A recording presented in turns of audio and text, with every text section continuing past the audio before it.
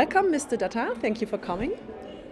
How would you describe the focus of your work and why do you think it's important for the industry? I am a travel broadcaster and I also chair conferences around the travel industry.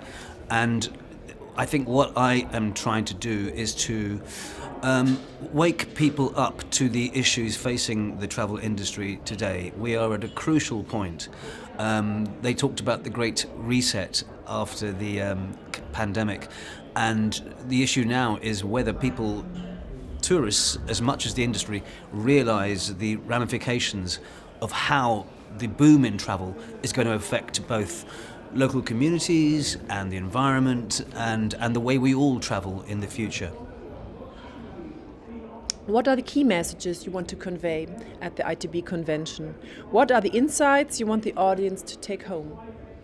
So I am here on behalf of Jacob's Resilience Council, and they are very much looking at the issues of sustainability around the world and how you reconcile that with other factors like convenience, cost, safety, and those issues. So I'm moderating, a panel that looks at the supposed conflict between risk and sustainability.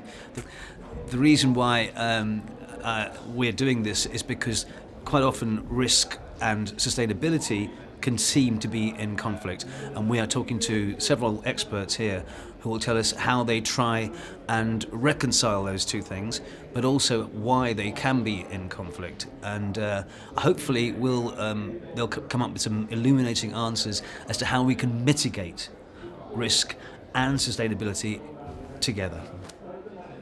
ITB Convention's motto is Pioneer the Transition in Travel and Tourism Together. What's the main challenge of this transition and how can we tackle it? Well, I think firstly, the main challenge is going to be the sheer numbers of tourists that are going to be travelling this planet.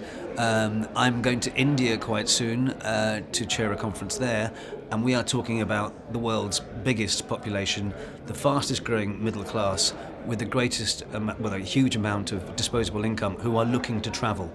Now, that is going to put extraordinary pressure, not just that, but the overall rise in tourist numbers is going to put extraordinary pressure on the planet, the environment, and local communities. So I think the biggest challenge will be to make sure that local communities are not left out of decision making when it comes to travel, and their views are also taken into account when it comes to local decisions about growth in tourism.